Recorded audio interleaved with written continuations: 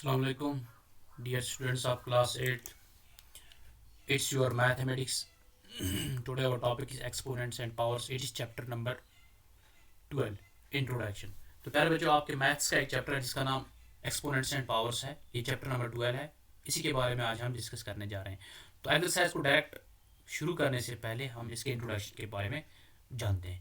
तो वहाँ पे हमें जो है कि इनकी चीज़ों का सामना करना पड़ेगा. एक्सरसाइज में कौन कौन से टेक्निकल पॉइंट्स हैं, वही पॉइंट्स जो है आज हम डिस्कस करेंगे. एक बार हम इनको डिस्कस करके ख़त्म करेंगे, उसके बाद हम फिर आराम से एक्सरसाइज कर सकते हैं. तो पहला क्या कंसेप्ट है हमारा? Exponents and powers. Exponents and powers किससे हम कहते हैं? Exponents, also known as powers, are values that show how many times to multiply a base number by itself. ये क्या कहते हैं कि एक्सपोनेंट्स जो है, एक्सपोनेंट्स को ही हम क्या कहते हैं? पावर्स भी कहते हैं. ठीक बात है ना. ये वो वैल्यूज होते हैं जिनसे हमें पता चलता है कि जो बेस नंबर है जिसके ऊपर ये एक्सपोनेंट या पावर दिखाया गया है, उस बेस नंबर को इतने टाइम्स, जितने टाइम्स ये पावर है उसका, जैसे अगर पावर 2 है तो बेस नंबर 2 बार हमें मल्टीप्लाई करना है अप्स में ही. ठीक बात है ना. बेस नंबर के साथ ही. अगर 3 है तो 3 बार, 4 है तो 4 है. ओके, जितना पावर होगा ऊपर या जितना एक्सपोनेंट होगा उतने टाइम्स जो है उस नंबर को हमें बेस को मल्टीप्लाई करना है. जैसे फॉर एग्जाम्पल 4 रेज्ड पावर 3 है. यहाँ पे 4 जो है ये बेस है और 3 जो है ये पावर भी है और एक्सपोनेंट भी है. आप इसे पावर कहिए, एक्सपोनेंट कहिए, एक सी बात है. तो 4 रेज्ड पावर 3 है, is telling you to multiply 4 by itself 3 times. ठीक बात है. तो यह हमें कहता है, 4 रेज्ड पावर 3 कहता है कि हमें ये 3 यहाँ पे कह रहा है कि आपको 4 बेस वाला नंबर जो है 3 बार मल्टीप्लाई करना होगा. जैसे यहाँ पे आप देख लीजिए 4 raised power 3 equal to 4 into 4 into 4 हो गया. 4 4 जार 16, 16 4 जार 64. तो यहाँ तक आपको समझ आया होगा कि जो एक्सपोनेंट्स और पावर्स है ये सेम होता है. ये वही नंबर होता है जिसको हम पावर में रखते हैं, और जो जिसके ऊपर हम पावर में रखते हैं उस नंबर को हम बेस कहते हैं. और इस पावर को हम एक्सपोनेंट भी कहते हैं और पावर भी कहते हैं. और रेज्ड पावर इसको आम ज़बान में हम पढ़ते हैं. The number being raised by a power is known as the base. वो नंबर जिसके ऊपर हम पावर डालते हैं, एक्सपोनेंट डालते हैं, उस नंबर को हम क्या कहते हैं? बेस कहते हैं. ठीक बात है. while the superscript number above it is the exponent or power. तो लिहाजा जो इसके ऊपर नंबर होता है, बेस के ऊपर जो नंबर होता है, जो पावर होता है, जो एक्सपोनेंट है, उसी को हम क्या कहते हैं? पावर या एक्सपोनेंट कहते हैं उस नंबर को. फॉर एग्जांपल 4 रेज्ड पावर 3, हम मान के चलते हैं 4 रेज्ड पावर 3 है यहाँ पे. ठीक बात है ना. तो where 4 is the base and 3 is the power. यहाँ पे जो 4 है ये क्या है? बेस है, और 3 जो है ये पावर है. तो यहाँ पे आप देख लीजिए एग्जाम्पल क्या है? 2 रेज्ड पावर 6. ये 2 जो है ये बेस है और 6 पावर है, एक्सपोनेंट है. हो गया. 2 को हमें 6 टाइम्स मल्टीप्लाई करना है. 2 into 2 into 2 into 2 into 2 into 2. ठीक बात है ना. 2 2 jar 4, 4 2 jar 8, 8 2 jar 16, 16 2 jar 32, 32 2 jar 64. ठीक है. तो फिर एक्सपोनेंट रूल्स है ना. एक्सपोनेंट के कुछ अपने कवानीन है, इस चैप्टर के कुछ रूल्स है. ठीक बात है ना. ये रूल्स हमें याद रखने हैं. There are 7 exponent rules or laws of exponent that you need to learn. तो ये कितने रूल्स हैं? टोटल 7 रूल है, 7 कवानीन है, जिनको हमें जो है पढ़ना भी है और याद भी रखना है. जब हम इनको याद रखेंगे तो हमें जो है आगे एक्सरसाइज में कोई भी क्वेश्चन जो है करने में कोई दुश्वारी पेश नहीं आ सकती है. तो each rule shows how to solve different types of maths equation and how to add, subtract, multiply and divide exponents.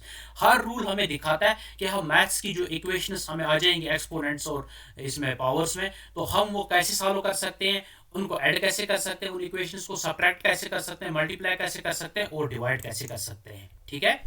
तो फिर एक्सपोनेंट रूल्स कौन कौन से हैं? पहला रूल क्या है? Product of power rule. ठीक बात है. पहले रूल का नाम है प्रोडक्ट ऑफ पावर रूल है. ये क्या है आगे हम इसको डिस्कस करेंगे डिटेल वे में. तो पार्ट सेकंड है quotient of power rule. Part second क्या है? Quotient of power rule. ये भी आगे हम डिस्कस करेंगे. फिर rule number third, law number third क्या है? Power of power rule. और लॉ नंबर फोर्थ क्या है? Power of product rule. ठीक है. फिर लॉ नंबर फिफ्थ क्या है? Power of A quotient rule. फिर लॉ नंबर 6 क्या है? Zero power rule. ठीक है. फिर लॉ नंबर 7 क्या है? Negative exponent rule. हो गए 7 रूल्स हैं यहाँ पे. ठीक है. पहला क्या? Product of power rule. दूसरा क्या? Quotient of power rule. तीसरा क्या? Power of power rule. चौथा क्या है? Power of product rule. पांचवा क्या है? Power of quotient rule. छठा क्या है? Zero power rule. और सेवंथ क्या है? Negative exponent rule. अब हम इनको डिस्कस करेंगे डिटेल्ड वे में, ठीक है। पहला क्या हमें product of power rule, product of power rule क्या कहते हैं हमें, in multiplication when base are same powers will be added. तो आपको शॉर्टकट में ये रखना याद कि जब भी हमें एक्सपोनेंट्स और पावर्स में कहीं पे मल्टीप्लिकेशन क्वेश्चन आता है तो वहां पे जो बेसिस हैं हमें वो जब वो सेम होंगी और उन बेसिस को हमें जो है सेम ही रखना है, ठीक है, उनको हमें चेंज करना नहीं है, उनको हमें कॉमन लेना है, दो में से एक ही बेस लेना है और पावर्स को जो है ऐड करना है। यहाँ पे आप देख लीजिए 4 rest power 2 into 4 rest power 5 है ना, यहाँ पे 4 बेस है, 4 बेस है, यहाँ पे पावर 2 है, पावर 5 है, ठीक बात ना, पावर्स डिफरेंट है और बेसिस सेम है, लेकिन क्या है मल्टीप्लिकेशन है ना, इन मल्टीप्लिकेशन में base are same powers will be added है ना। मल्टीप्लिकेशन में क्या होगा, जब बेसिस सेम होते हैं और वहां पे जो है पावर्स को ऐड करते हैं हम। Since the base values are both 4 keep them the same and then add the exponents 2 + 5 together. तो ये क्या कहता है कि जो बेस वैल्यू है वो सेम है, वो 4 है, उनको हम वहीं पे रखेंगे, एक को हम कॉमन ले लेंगे और जो पावर्स है 2 और 5 इसको हम क्या करेंगे इकट्ठे करके इसको जो है हम ऐड करेंगे, ठीक है। तो यहाँ पे आप देख लीजिए 4 रेस्ट पावर 2 + 5 है, यहाँ पे हमने बेस जो है एक ही दिया 4 है और पावर्स को हमने ऐड किया है ना 2 + 5 हमने किया यहाँ पे। तो यहाँ पे आप देख लीजिए 4 रेस्ट पावर 2 + 5 हो गया 7 है ना, 4 रेस्ट पावर 7 आ गया। अब ये इसको हमें जो है मल्टीप्लाई करना है, इस पावर को इस बेस को उतनी टाइम्स मल्टीप्लाई करना है जितना इसका पावर है, then multiply 4 by 8 7 times to get the answer है ना। 4 को अब हमें 7 बार मल्टीप्लाई करके आंसर मिलेगा, वो हो गया 4 रेस्ट पावर 7 होगा 4 × 4 × 4 × 4 × 4 × 4 × 4 है ना, ये किसके बराबर होता है 16,384 के बराबर आता है। तो हमें शॉर्टकट में इतना ही, जो ये ग्रीन कलर में मैंने लिखा है इतना ही आपको याद रखना है। In multiplication when base are same powers will be added है ना, जब भी मल्टीप्लिकेशन आ जाएगा हमें एक्सपोनेंट्स एंड पावर्स में तो वहां पे बेसिस जहां पे सेम होते हैं बेस को हमें जो है सेम ही रखना है और पावर्स को हमें ऐड करना है। तो फिर है दूसरा है ना quotient of power rule. Quotient of power rule क्या कहते हैं हमें, in division when base are same powers will be subtracted. तो डिवीजन में क्या होता है कि मल्टीप्लिकेशन में हो गया कि जब बेसिस सेम होते हैं तो पावर्स क्या हो जाते हैं ऐड हो जाते हैं, यहाँ पे डिवीजन में जब बेसिस सेम होते हैं तो पावर्स डिवाइड हो जाते हैं। जैसे बेस क्या है 5 और यहाँ पे भी 5 है, यहाँ पे पावर्स क्या है 5 रेज़्ड पावर 5, यहाँ पे 5 है और यहाँ पे पावर क्या है 5 रेज़्ड पावर 3, तो यहाँ पे 3 है और साइन कौन सा है हमें निशानी कौन से डिवीजन की है। तो इन डिवीजन में base are same powers will be subtracted है ना, वो हो गया 5 रेज़्ड पावर 5 - 3 है ना। तो यहाँ पे आप देख लीजिए 5 रेज़्ड पावर 5 - 3, 5 में से 3 उधर कितना रहा हमें 2 रहा हमें, ठीक है ना, होगा 5 रेज़्ड पावर 2 आ गया। तो 5 रेज़्ड पावर 2 किसके बराबर आ जाएगा 5 × 5 है ना, तो 5 को हमें 2 बार हमें मल्टीप्लाई करना आपस में, 5 5 25। तो यहाँ पे आपको शॉर्टकट याद रखना है, individual when base are same powers will be subtracted. तो फिर रूल नंबर 3 है ना, थर्ड वाला लॉ क्या कहता है हमें, power of power rule. In power of power rule bases remains the same and exponents are multiplied.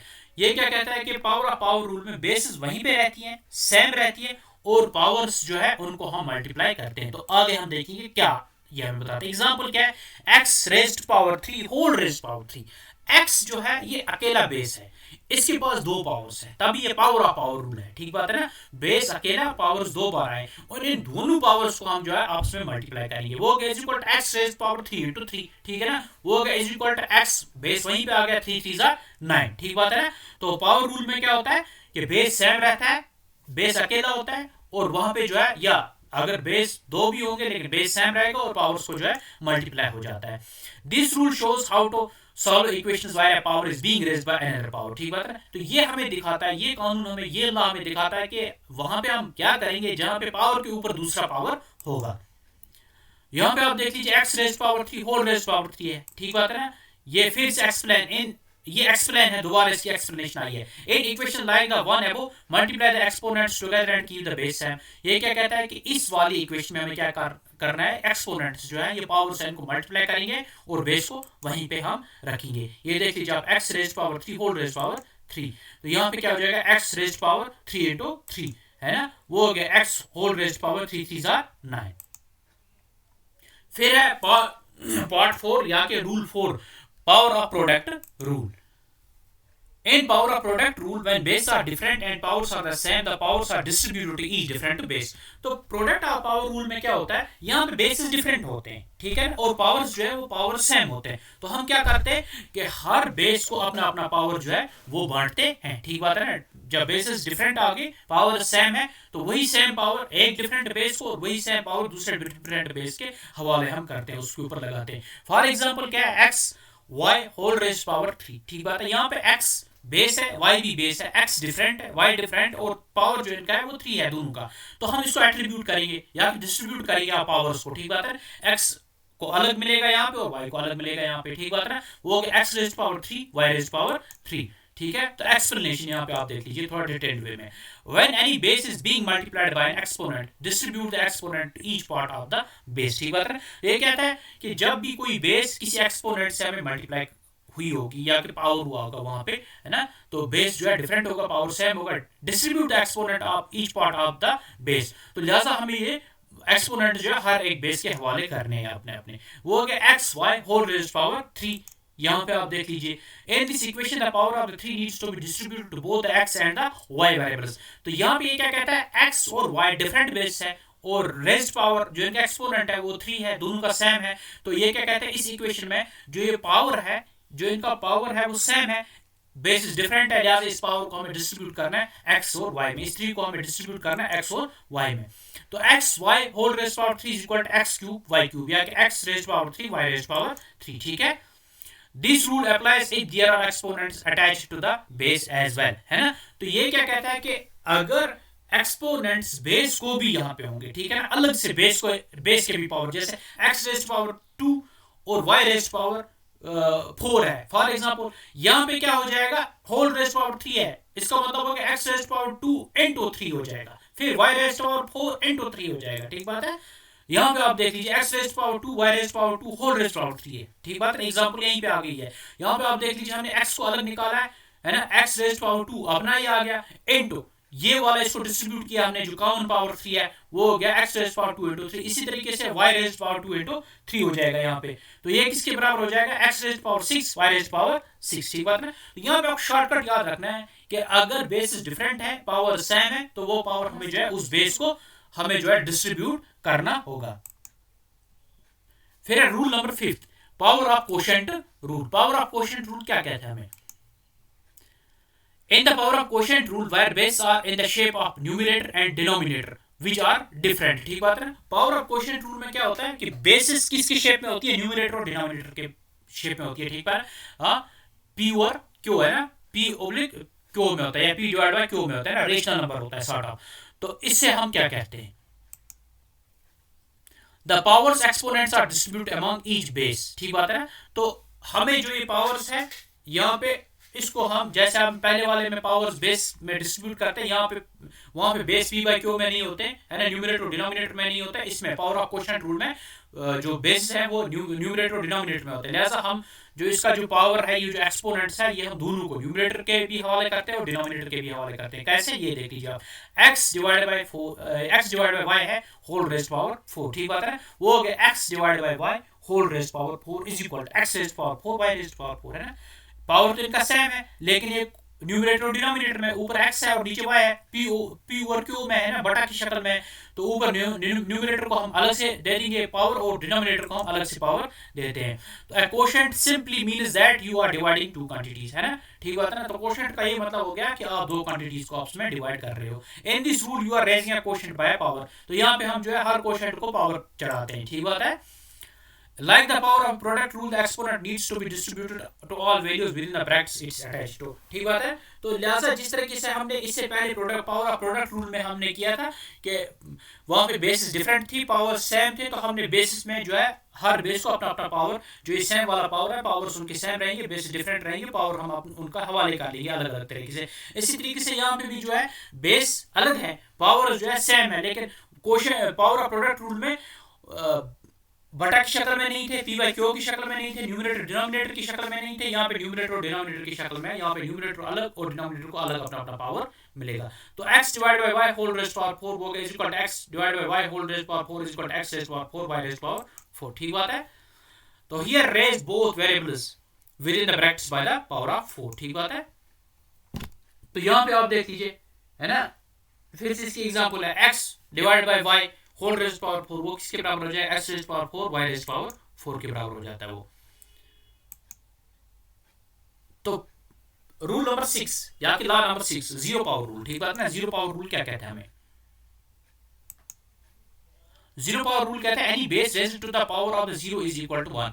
किसी भी बेस पे जब हम जीरो चढ़ाते हैं पावर में, एक्सपोनेंट में जीरो चढ़ाते हैं, तो उसका वैल्यू जो है वो किसके बराबर होता है? 1 के बराबर होता है। For example x raise power zero is equal to 1, ठीक बात है ना। एक्स है यहाँ पे, इसका जीरो चढ़ा है हमने बेस है ना, एक्स को हम जीरो टाइम्स जो है मल्टीप्लाई करेंगे, एक्स जीरो जार जीरो, तो यहाँ पे कितना आ जाएगा? हमें 1 आंसर आ जाता है हमें।